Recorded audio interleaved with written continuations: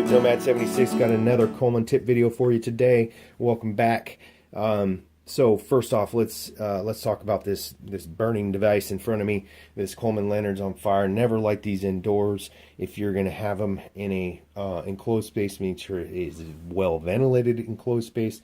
I never burn them indoors because of the fire hazard and the noxious gas, carbon monoxide dangers of them. If you do, you're asking for trouble. I just tell you, just don't. Most homes today are too airtight. It's just not worth the risk, and the fire hazard is another reason.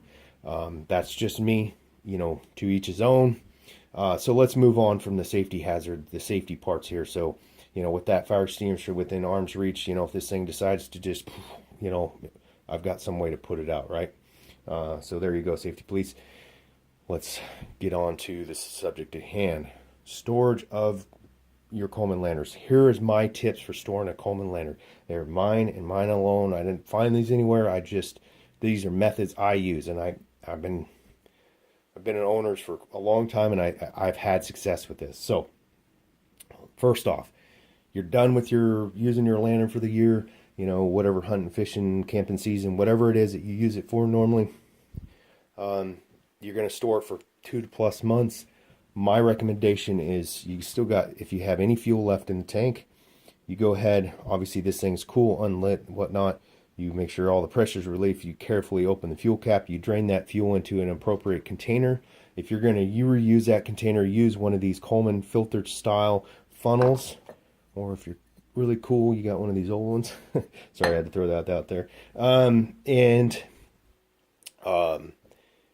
That way, when it's getting double filtered, it's getting filtered when it goes back, into the fuel can and then back into your tank, the next time you're getting ready to use it. That's just me, to each his own. Once again, okay, let's not get repetitive here, right?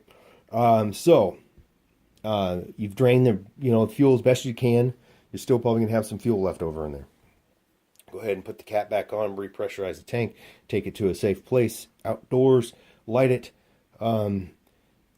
Let it burn itself completely out. It's going to burn. It won't take that long to burn all the fuel out of what's left in the plumbing in there. Once that's done, let it completely cool again. Remove the cap carefully once again. Inspect to see if there's any remaining fuel in there. There shouldn't be much. If there's any a little bit, that's okay. There's another method I've used a couple times, and I really don't think it's 100% necessary, but if you're going to really store it for a long time, maybe you don't want to use this lantern. Maybe it's such a collector item that it's so nice you just got it clean and you want to display that thing somewhere. I would recommend putting some cheesecloth or a piece of cloth over the cap area, leaving the cap off, of course, using a little rubber band around there to hold that on there. That'll keep any bugs or anything like dirt, dust, whatever getting down in there. Let that sit for any ventilated area, dry ventilated area, for anywhere for a month. It's up to you. That'll let it basically completely dry out inside. At the same time, I leave the valve open. That way any fuel that's up in the plumbing still potentially, really shouldn't be much left in there. It will drain itself back down and evaporate out of that tank. And then you can put the cap back on. Like I said, if it's something you're displaying in your house or whatever, because it's your prize Coleman possession, then go right ahead. This time I usually would, it's all cool. I'd wipe it down with like some mild soap and water.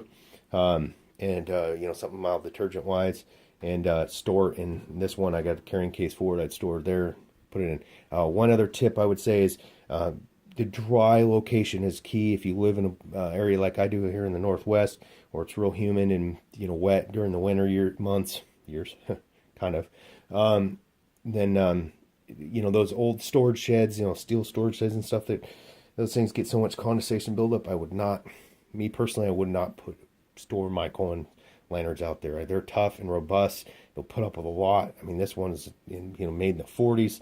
I had to do some work to get it up and running again. But man, if you follow some of these tips, I think you'll be really happy with the fact that your Coleman lantern will last you a lifetime.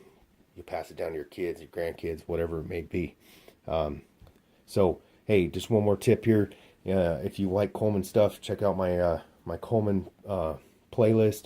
I put the link right in here, and you check it out. Hey, and if you do like Coleman stuff too, Go ahead and like or subscribe if you haven't already. And if you have any questions about Coleman products, go ahead and post them down below. I'll get back to you as soon as possible. I'm real good about trying to get back to people, and if you have specific questions that I can't answer, and if I get enough of them, I'll try to create a video with that content to help people out. Thank you all for watching this Nomad 76. Have a great day.